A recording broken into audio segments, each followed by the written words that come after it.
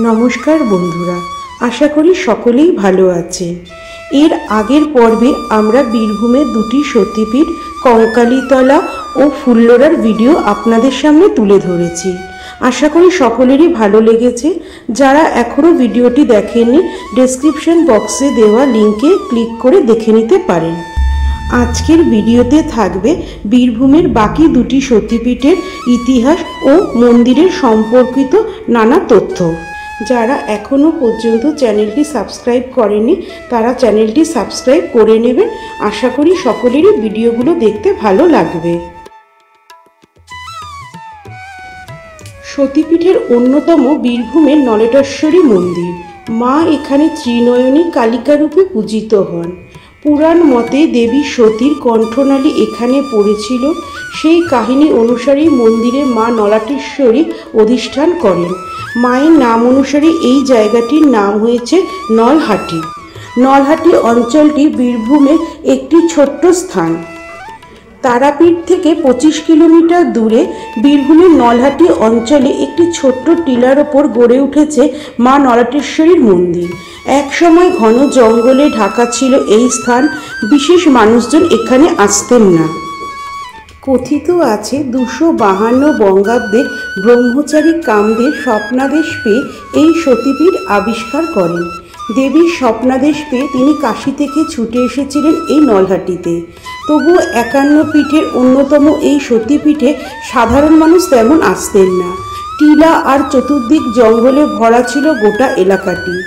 এরপর আজ থেকে প্রায় 500 বছর আগে স্মরনাথ শর্মা নামে এক সাধক দেবীর স্বপ্নাদেশ পান। তখনই জানা যায় দেবীর সতীর খণ্ডিত দেহাংশ এখানে শিলারূপে অবস্থান করছে।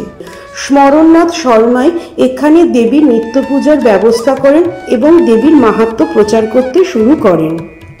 এখানে প্রতিদিনই মায়ের নিত্য পুজো হয়ে থাকে। তবে দুর্গাপুজোর নবমী ও কালী পুজো ও অন্যান্য বিশেষ অমাবস্যায় মায়ের বিশেষ পুজো হয়ে থাকে। দুর্গাপুজোর নবমী ও কালী পুজোর দিন নিশ্চিতভাবে এই মন্দিরে বলি হয়ে থাকে। আমরা মন্দিরে এসে প্রথমেই মায়ের দর্শন করে মায়ের কাছে পুজো দিয়েছিলাম। তারপর চলে গিয়েছিলাম মায়ের ভৈরব যোগেশের কাছে। সেখানে মায়ের ভৈরবকে দর্শন করে মন্দির প্রাঙ্গণে কিছুক্ষণ অপেক্ষা করেছিলাম। এখানে প্রতিদিনই মায়ের অন্নভোগ দেওয়া হয়। শুধুমাত্র কালী পুজোর দিনই মায়ের ভোগ হয় রাত্রিবেলা। এখানে মায়ের ভোগে থাকে অন্ন, ডাল, ভাজা, 2 রকম তরকারি, চাটনি, পায়েস। সুন্দর প্রাকৃতিক পরিবেশের মধ্যে কিছুক্ষণ সময় কাটিয়ে মনটা যেন শান্ত হয়ে গেল।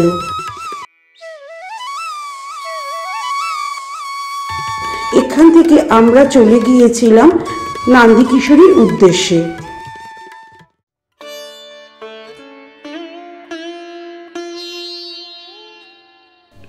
নলহাটি থেকে আমরা চলে গিয়েছিলাম আমাদের শেষ গন্তব্য সাঁইথিয়া নন্দিকেশ্বরী মন্দিরে। এই মন্দিরটি সাঁইথিয়া স্টেশনের খুবই কাছে অবস্থিত।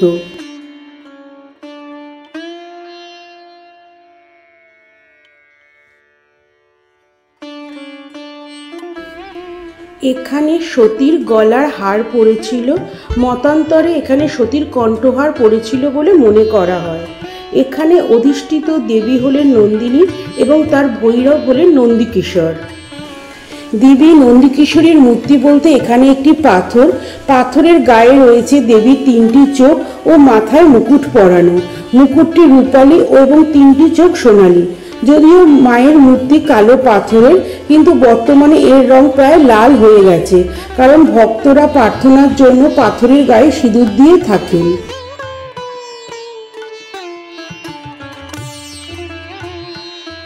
এই পীঠকে তন্ত্র চূড়ামণি গ্রন্থে মূল পীঠ বলে উল্লেখ করা আছে, কিন্তু শিবচরিত গ্রন্থে এটিকে উপপীঠ বলা হয়েছে। কোনো কোনো গ্রন্থে আছে এটি 49তম পীঠ, আবার কোথাও আছে এটি 50তম পীঠ। পশ্চিমবঙ্গের বীরভূম জেলাতেই 5টি সতীপীঠ অবস্থান করছে। তার মধ্যে অন্যতম হল সাঁইথিয়া নন্দিকেশ্বরী সতীপীঠটি। সাঁইথিয়া জায়গাটি আগে নন্দীপুর নামে পরিচিত ছিল এবং প্রচলিত জনশ্রুতি অনুসারে দেবী নন্দিকেশ্বরীর নাম অনুসারে এই শহরের নাম হয়েছিল নন্দীপুর। একসময় এই জায়গাটি জঙ্গলে পূর্ণ ছিল, পাশে ছিল মহাশ্মশান, আর তার পাশ দিয়ে বয়ে যেত ময়ূরাক্ষী নদী।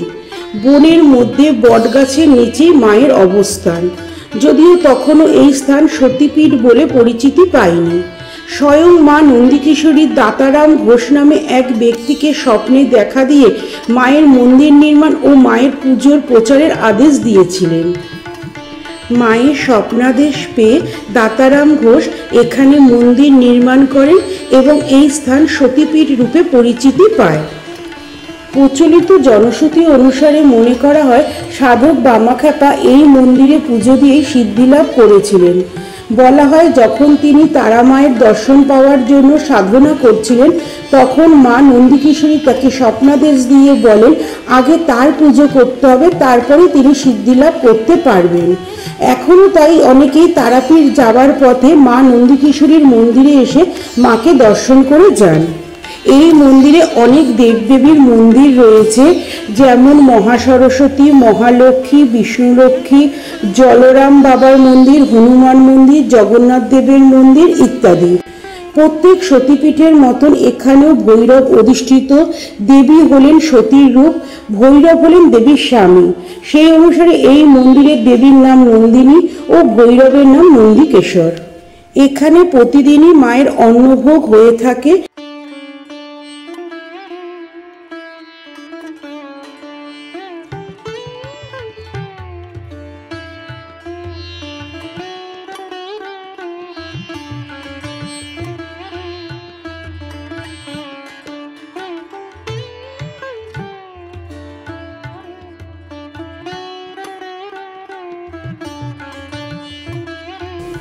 আজকের ভিডিওটি এখানেই শেষ করলাম। যদি ভিডিওটি ভালো লাগে তবে অবশ্যই একটি লাইক করে দেবেন ও বেশি বেশি করে শেয়ার করবেন।